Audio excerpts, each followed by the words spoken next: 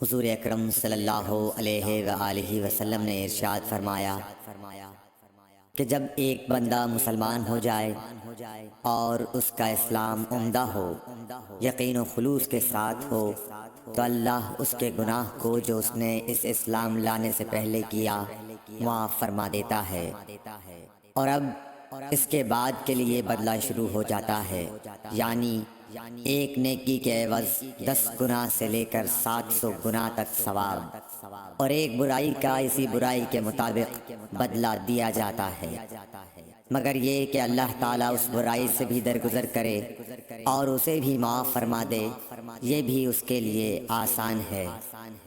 صحیح بخاری حدیث نمبر 41۔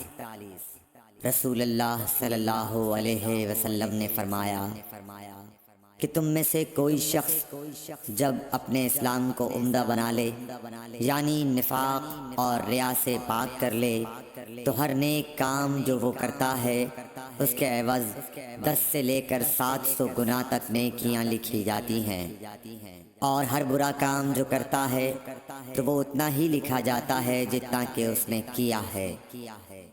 صحیح بخاری حدیث نمبر 42۔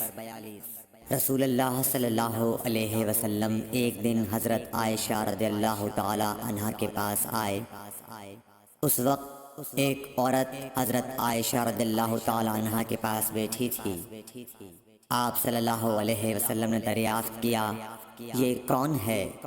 عرض کیا، فلاں عورت، اور اس کی نماز کے اشتیاق اور پابندی کا ذکر کیا۔ آپ صلی اللہ علیہ وسلم نے فرمایا، ٹھہر جاؤ، سن لو کہ تم پر اتنا ہی عمل واجب ہے جتنے عمل کی تمہارے اندر طاقت ہے۔ اللہ کی قسم، ثواب دینے سے اللہ نہیں اکتاتا، مگر تم عمل کرتے کرتے اکتا جاؤ گے، اور اللہ کو دین کا وہی عمل زیادہ پسند ہے جس کی ہمیشہ پابندی کی جا سکے، اور انسان بغیر اکتائے اسے انجام دے۔ صحیح بخاری حدیث نمبر 43۔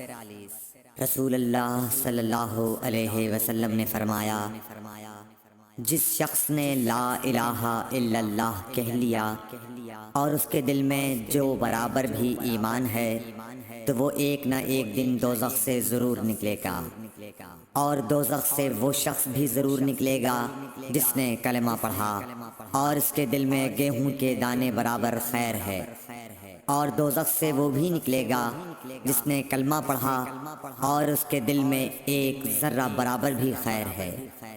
صحیح بخاری حدیث نمبر 44۔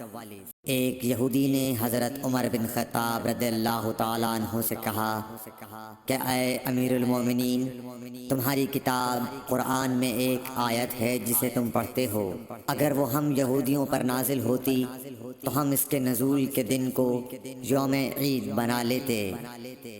آپ نے پوچھا، وہ کون سی آیت ہے؟ اس نے جواب دیا، سورہ مائدہ کی یہ آیت کہ آج میں نے تمہارے دین کو مکمل کر دیا اور اپنی نعمت تم پر تمام کر دی اور تمہارے لیے دین اسلام پسند کیا۔ حضرت عمر رضی اللہ تعالی عنہ نے فرمایا کہ ہم اس دن اور اس مقام کو خوب جانتے ہیں۔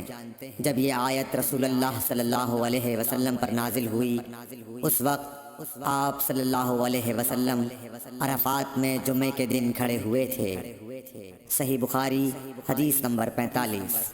طلحہ بن عبید اللہ کہتے تھے کہ نجد والوں میں سے ایک شخص حضرت صلی اللہ علیہ وسلم کے پاس آیا، سر پریشان یعنی بال بکھرے ہوئے تھے۔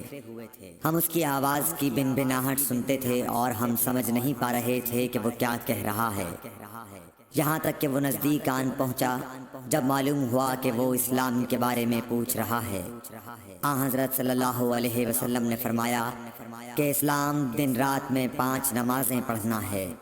اس نے کہا، بس اس کے سوا تو اور کوئی نماز مجھ پر نہیں۔ آپ نے فرمایا، نہیں، مگر تو نفل پڑھے تو اور بات ہے۔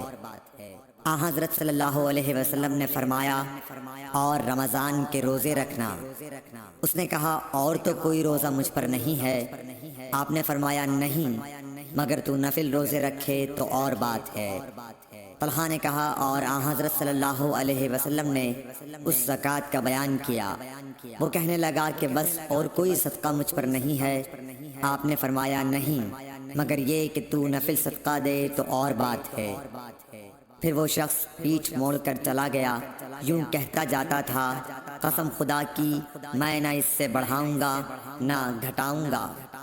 آن حضرت صلی اللہ علیہ وسلم نے فرمایا، اگر یہ سچا ہے تو اپنی مراد کو پہنچ گیا۔